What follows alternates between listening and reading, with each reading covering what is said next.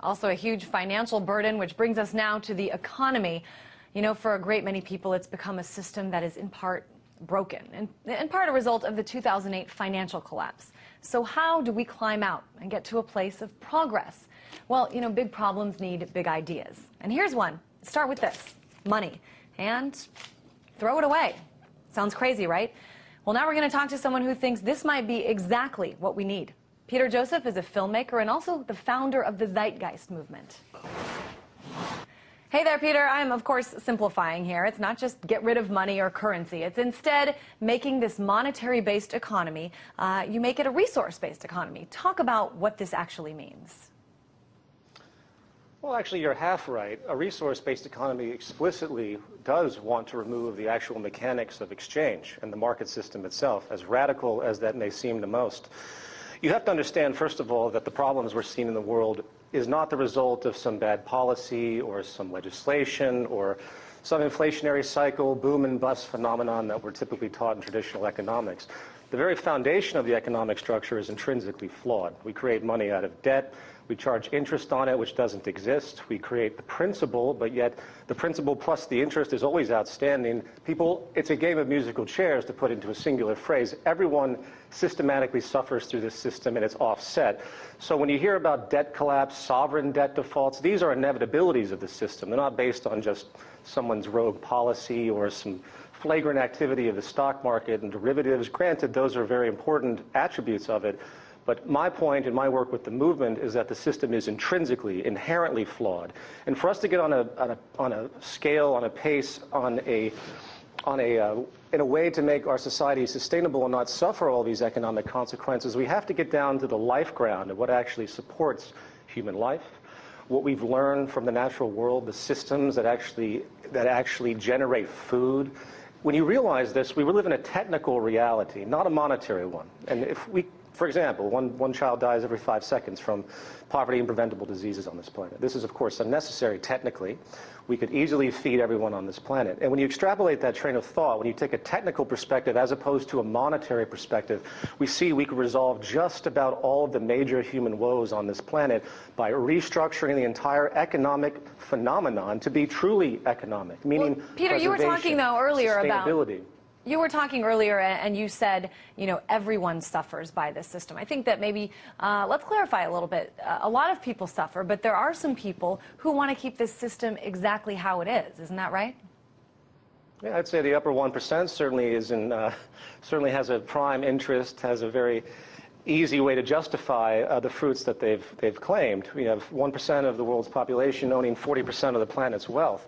If that isn't a signpost to the intrinsic flaw of this system, that it's there to perpetuate one class over another, I'm not sure what is. So yes, the upper 1% has a very vested interest, and naturally that carries on to the governments, which are essentially funded and supported by the corporate institutions. And I know you've continue this. You've written about this large gap between the rich and poor, and I know one point that you've made in your writings is that America is one of the most socially immobile countries in the world. I kind of had to stop and read that again when I saw that, but basically what you're saying, I think, is if you're born poor, chances are you'll stay poor, other than, of course, a few exceptions. How does this change under the Zeitgeist system? Well, it's not the Zeitgeist system. This work builds upon research by the name of Jacques Fresco, which builds upon researchers from the past 150 years, people that have continually thought about a different economic model, not based on monetary exchange and all of the intrinsic problems that come out of that. The Venus Project is something important to mention, which I suggest people look into. That is a partnership with the Zeitgeist movement. And it's a blueprint system based on referencing natural law. And what that means is you actually get to the life ground, as I mentioned earlier. You look at what it means to make a human being, what it means to meet the needs of the human necessity, from obviously the bare necessities to all of the emotional and biopsychosocial phenomenon that actually generate our behavior, generate our well-being, our mental health. When you put all this together, which is a completely technical orientation, very limited when it comes to human opinion, this is what science has given us, by the way, you see that the current economic model is stuck in time.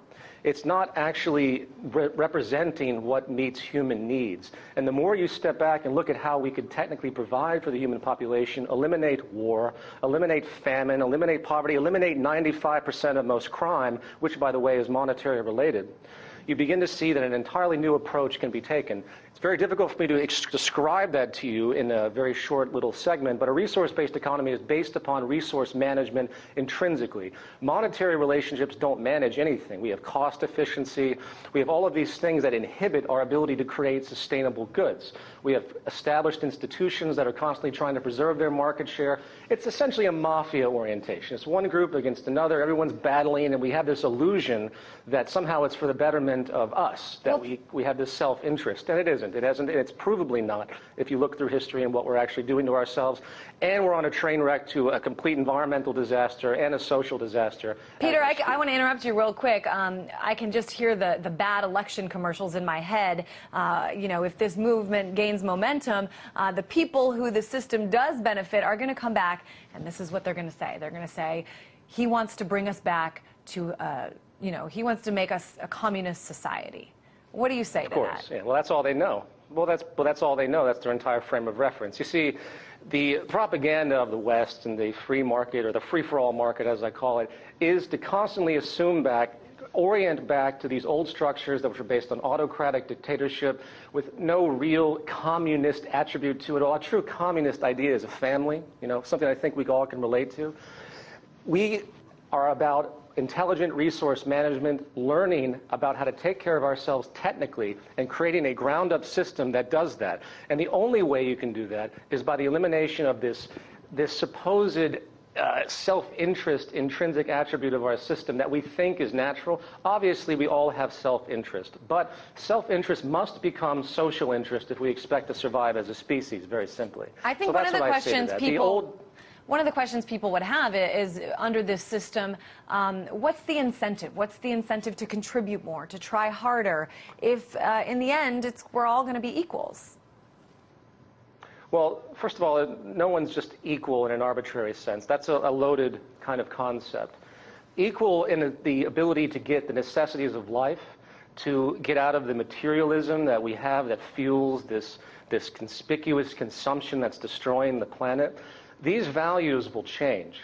So the incentive will be people actually understanding that when they contribute to society, when they do something real, not work in advertising or the stock market, when they do something and they're educated to actually contribute to society, that's for their own self-betterment themselves. So if I was an inventor, I would invent something not to make money off of it. That's a very sick, distorted idea.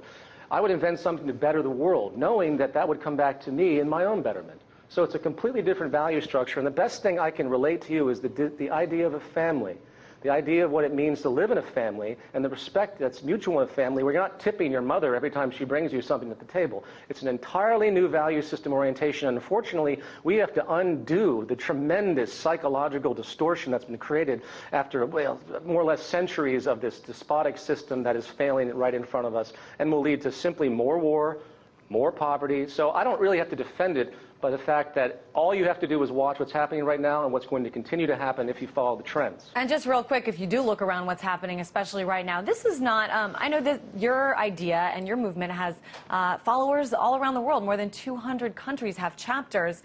Talk about why this is not just a national idea, but kind of an international one. Oh, absolutely. Well, sovereignty is essentially a mirror of a corporate concept. It's a self-preserving idea. The world's going to have to learn to work together. I'm sorry to say to all the politicians out there, jingoistic, patriotic. In the words of Albert Einstein, patriotism is a disease. It's one world, it's a single round planet, and it's time we recognize it as such. We have to manage the world in this way too, so there's a firm technical reality. It's not just philosophical. So the zeitgeist movement is about bridging the difference between all races, all nationalities, all religions, everything that divides us, because we all have to come back to the basic necessities of life. And we can't even get that right within the monetary system. The suffering is unacceptable and not necessary. So it's a global movement firmly. Unfortunately, global. We're out of time, Peter, but certainly a big idea Sure. in this time that is filled with some really big problems. Peter Joseph, filmmaker and also founder of the Zeitgeist movement.